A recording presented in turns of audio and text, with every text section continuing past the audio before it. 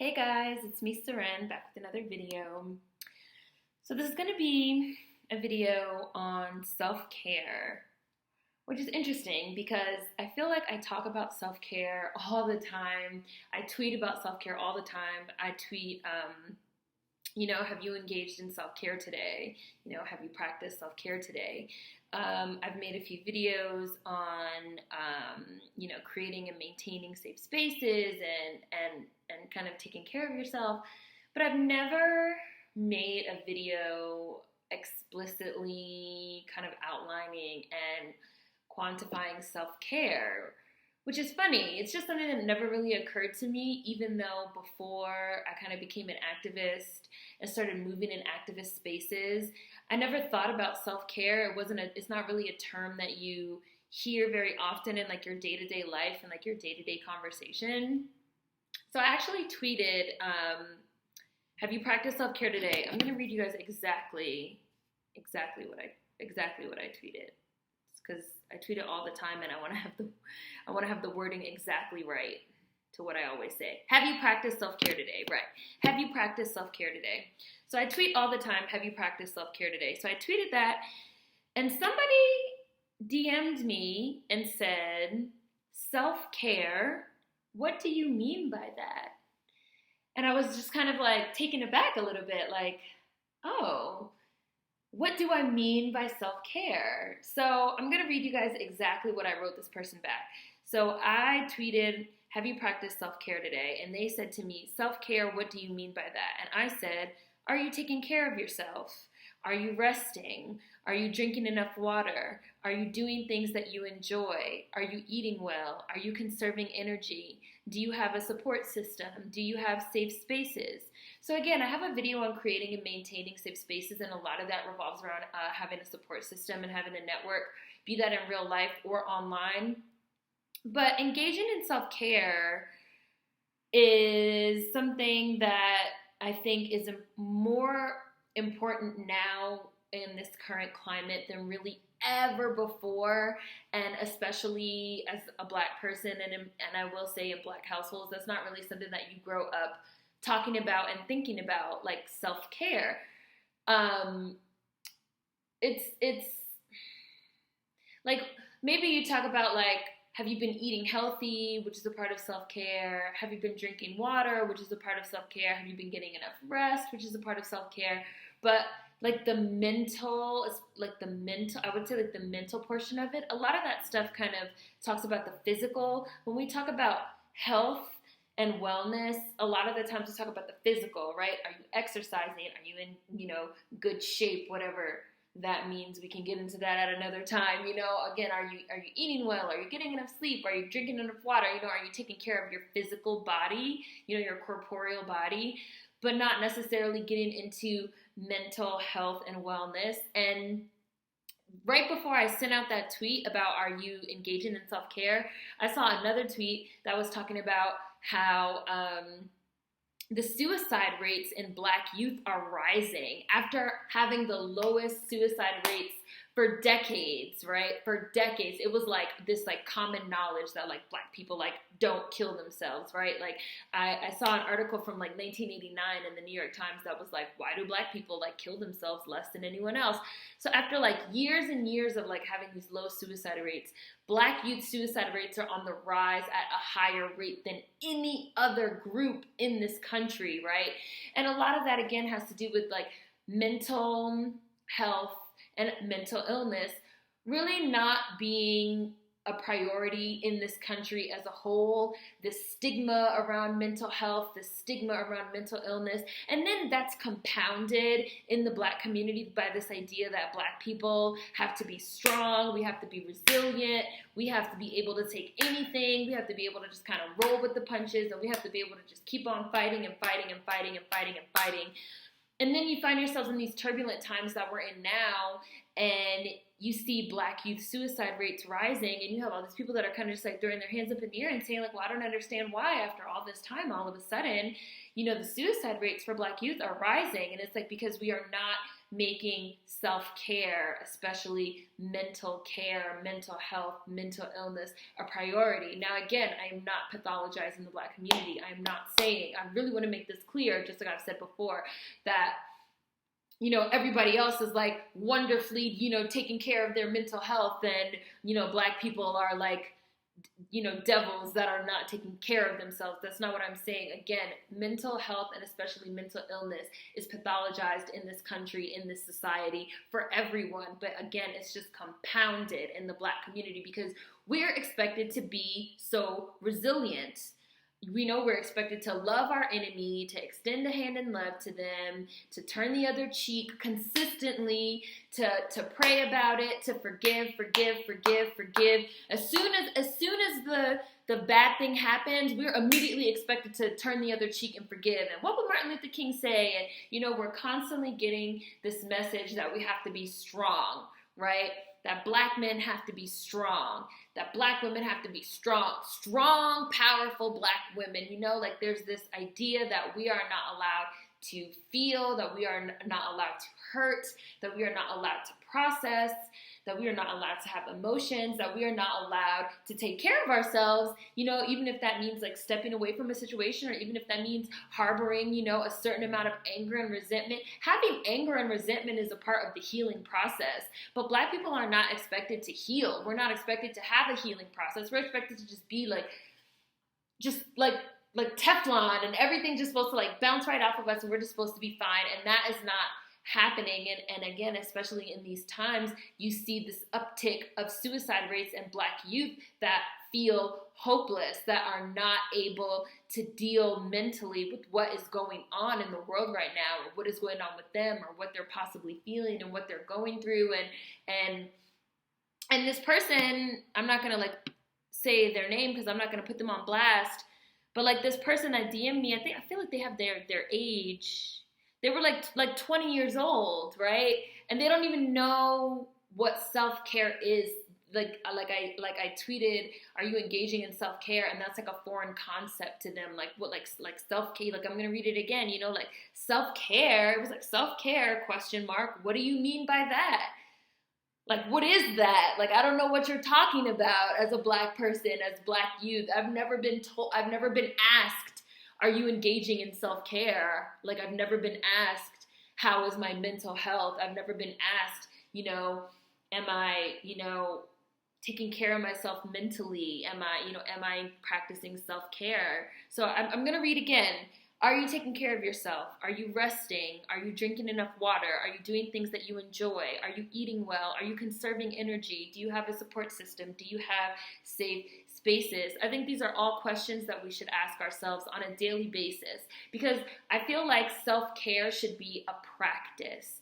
It should be a practice. You need a practice of self-care, especially if you're going to be an activist, especially if you're going to be, kind of involved in this fight. But even if you're not going to be an activist, and even if you're not going to be involved in this fight, I think as a Black person in this country, living under this oppressive regime of racism, fucking white supremacy, racist systems, you need to have a self-care practice. So whatever your self-care practice is, up to you. Me, I like to watch like TV and movies. I like to sit on the couch and turn my brain off and watch TV and watch fucking movies. Like, so whatever that means, if that means I'm watching, what am I watching right now?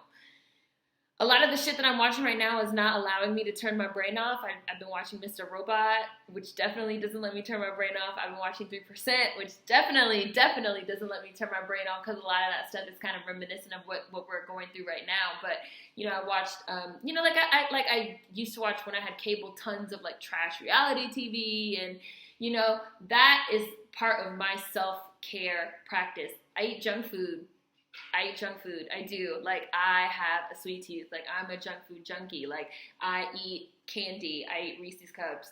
I eat oatmeal cream pies. I don't like gorge myself on it every single day, but I might have like one, like I might sit on the couch and like have my oatmeal cream pie and like watch Law and Order or something, and that is a way for me to like, and I like put my phone down. I like put Twitter away. I like put, everything away. I like close YouTube comments, and I just like eat my oatmeal cream pie, and I just like drink a glass of wine, and I like watch TV. Like that is a part of my self-care practice. I try to make sure that I get at least 7 to 8 hours of sleep a night, because I know otherwise, like I feel like I can't think properly, and I just feel like I'm bummed out. That is a part of my self-care practice. I don't drink enough water. I'm gonna admit I don't stay hydrated. I'm trying to work on it, but like I have, you know, I read. You guys know that I've been reading trashy fucking romance novels. I've been like really into like westerns and like romances and just like shit that doesn't really have any type of like substance or like have anything to do with politics or have anything to do with race. You know, that is my little escape. That is part of my self-care practice. So I think that, you know, again, those questions that I asked that person I DM me, like I will include them in the description box along with my video on safe spaces, where I go more into creating a network. You know, like do you have a network of people that you can talk to, you know, be it again in real life, if not in real life, because I know a lot of people are, you know, living in small towns, or, you know, they're living with family that don't understand what they're going through, you know, like maybe you could find a network on the internet, you know, here in the comment sections of just like people you can talk to that you can like unload on, get shit off your chest. All that shit is important, and I think that all that shit should be a part of a self-care practice that we engage in daily, like a practice. Like practice is a verb, it's an action word, you know. That should be something that we actively, you know, we take a mental, we do a body scan, we do a mental check, you know. How is my body feeling? How am I feeling mentally? How, you know, do I feel tired? Do I feel sad? Do I feel angry? Do I feel happy? Do I maybe need to unplug for a while? Do I need to rest? Do I need to drink some water? Do I need to, you know, engage in something that's going to make me happy right now? Because that is number one, just like I said in my video after the inauguration, that is also revolution. Just like I said in my Black Joy is Revolution video, you know, having joy, engaging in self-care, doing things that make you happy. That is also revolution, because we're living in a society that wants you to be scared, that wants you to be downtrodden, that wants you to be depressed, that wants you to feel oppressed so that you can't fight back, so that you kill yourself. You know, suicide rates of Black youth are rising because they feel hopeless, because they feel like there's nothing for them in this world and in this society, and that nobody cares about them, and that nobody cares about their mental health, and that nobody cares about their well-being, you know? And that's just not true. So again, that's why it's so important to have not only a self-care practice, but also to have a support system, a network of people that you can lean on. I've been doing YouTube almost 3 years, which again, and like I've said this before, like in YouTube time, that's like the blink of an eye. That's like nothing, you know? When I get to 5 years on YouTube, I'll be like, damn, I made it 5 years, you know? But like, because there's people that's been on YouTube 10 years, you know, 12 years. There's people that's been here on YouTube since day one that have been dealing with the comments and the, you know, the slurs and the this and the that.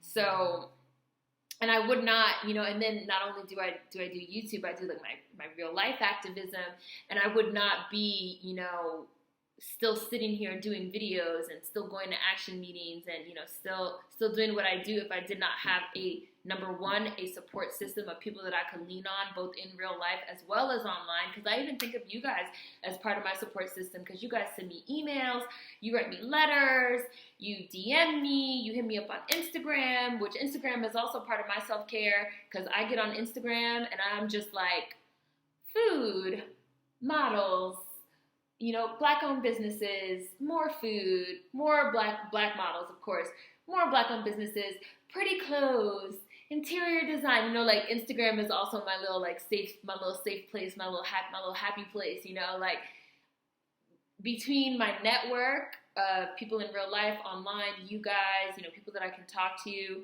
and my self-care practice of doing things that I enjoy, making sure I'm getting enough rest, you know, making sure that I'm trying at least to eat things that make me feel good, you know, like we can get into the classism of veganism and vegetarianism and the racism at another time. I've been working on a video for that for a long time, but you know, if I eat a fucking oatmeal cream pie, if I go to McDonald's one day and I have a fucking large fry and a chocolate milkshake, you know, once a month, I'm not gonna feel bad about that. Like, there's people that's like, you shouldn't eat that shit, and it's trash, and it's garbage, and it's like, and I know that, but like, some days, I just need to like, sit and like, eat that shit, because that is like, a part of my fucking self-care, like, you know?